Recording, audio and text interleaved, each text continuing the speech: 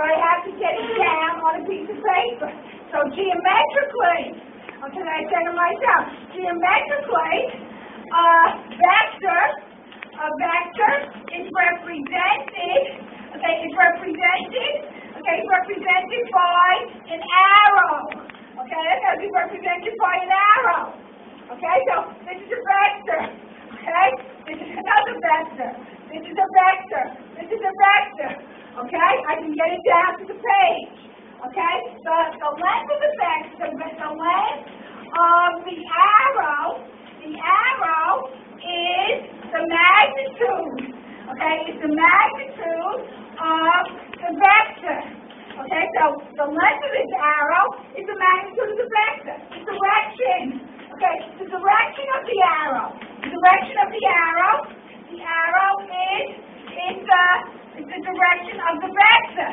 Okay, the direction of the vector. So that's basically the direction of the arrow is the direction of the vector. Okay, the point where the vector starts. The point where the vector starts.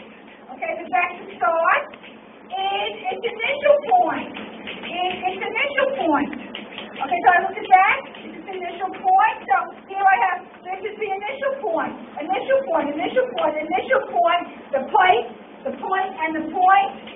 point where it stops.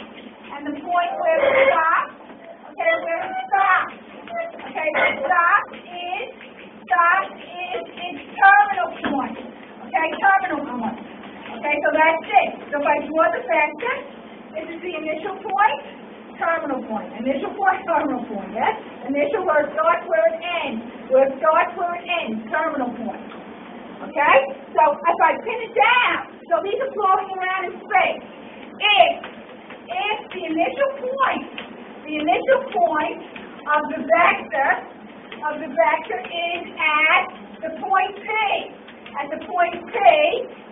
its terminal point is at the point Q. What do we do? Then we write this. Then we write PQ.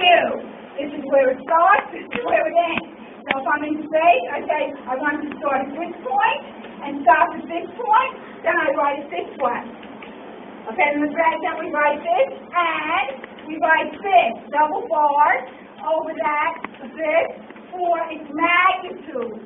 Okay, for its magnitude. Okay, so the magnitude is easy to get, this, according to this much, this is between P and Q. Okay, so that's it.